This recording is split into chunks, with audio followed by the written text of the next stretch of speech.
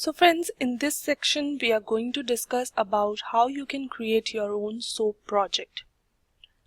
In the last few sections we have done installation of SOAP UI and understood how we can use SOAP UI and what is a WSDL file, and now we are going to create our own SOAP project using one of the WSDL files which is available. So let's start and see how you can do it. So for creating the SOAP project, the first thing which I will be doing is opening of your SOAP UI. So this is my SOAP UI which I had downloaded, and these are the different menu options which you can see here. And for creating the WSDL file, for creating my SOAP project, I'm using the WSDL file which is available online for banking BLZ code. Okay, this is available on the internet for bank BLZ service, and I will be using this same URL which is provided online by this particular website.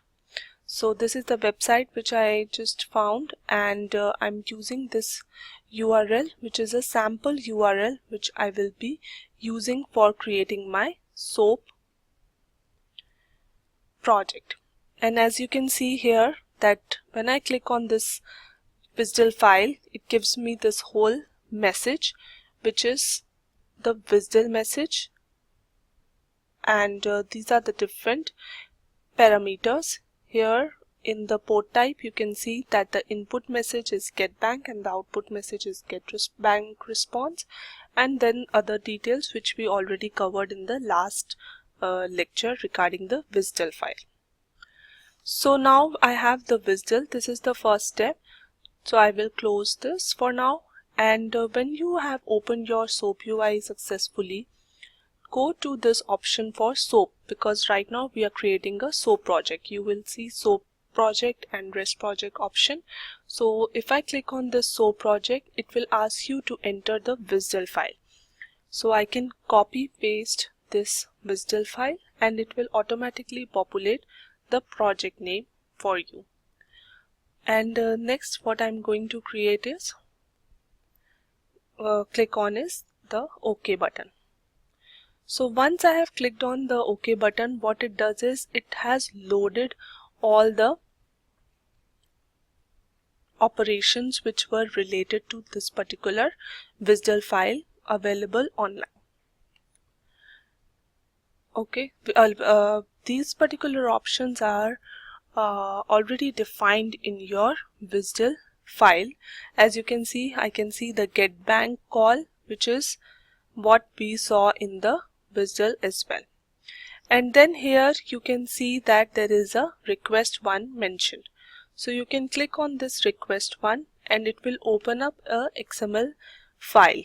Now this XML file is sorted and much smaller than what we saw in WSDL, because this is the request XML which is going to be sent to a location of the web service, which is this location highlighted above, and once you send this request, it is going to give you the response XML which we can use for our testing purpose, that whether the response which we got was correct or not. So regarding the SOAP XML, we have already covered in another session where we discussed about the different components of a SOAP XML. So you can go back and visit that section for more details regarding the SOAP XML if you have any questions. And what we are going to do now is, in this particular SOAP XML, you can see that there is a question mark here.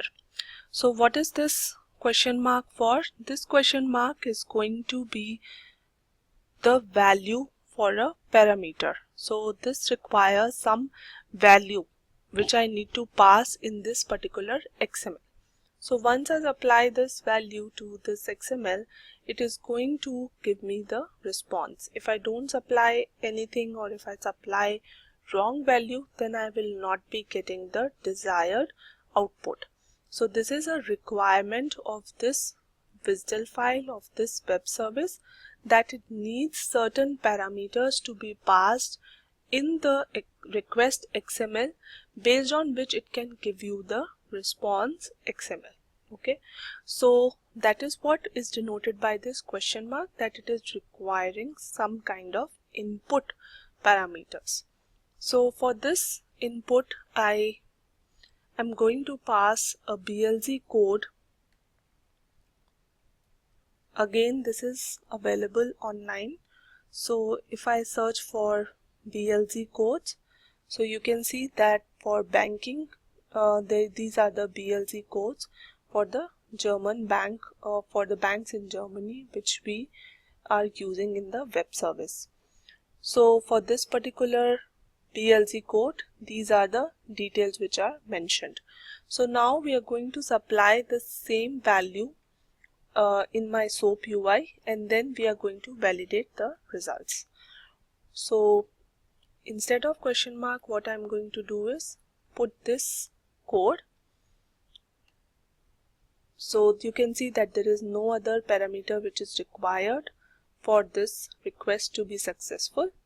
And now I'm going to click on this green arrow here on the top, which is going to submit my request and get the response back from this endpoint URL, which is the URL for my web service.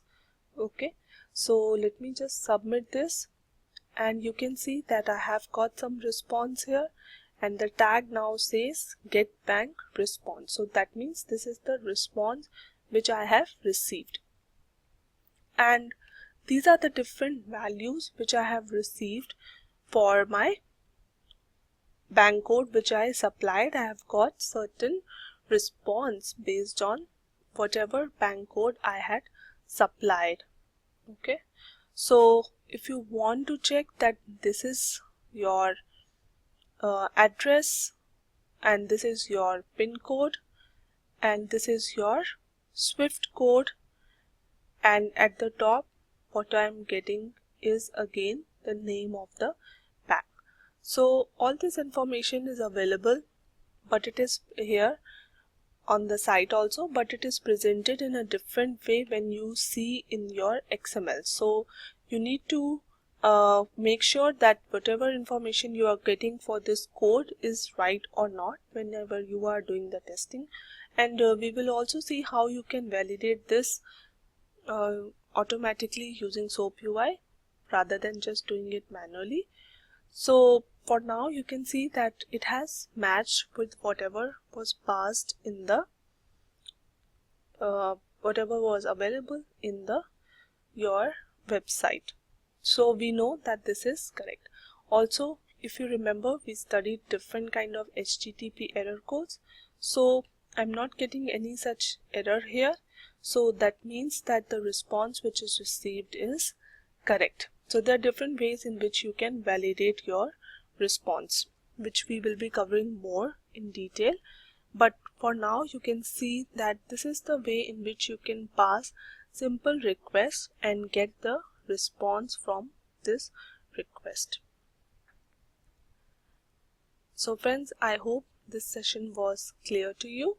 Thank you for joining.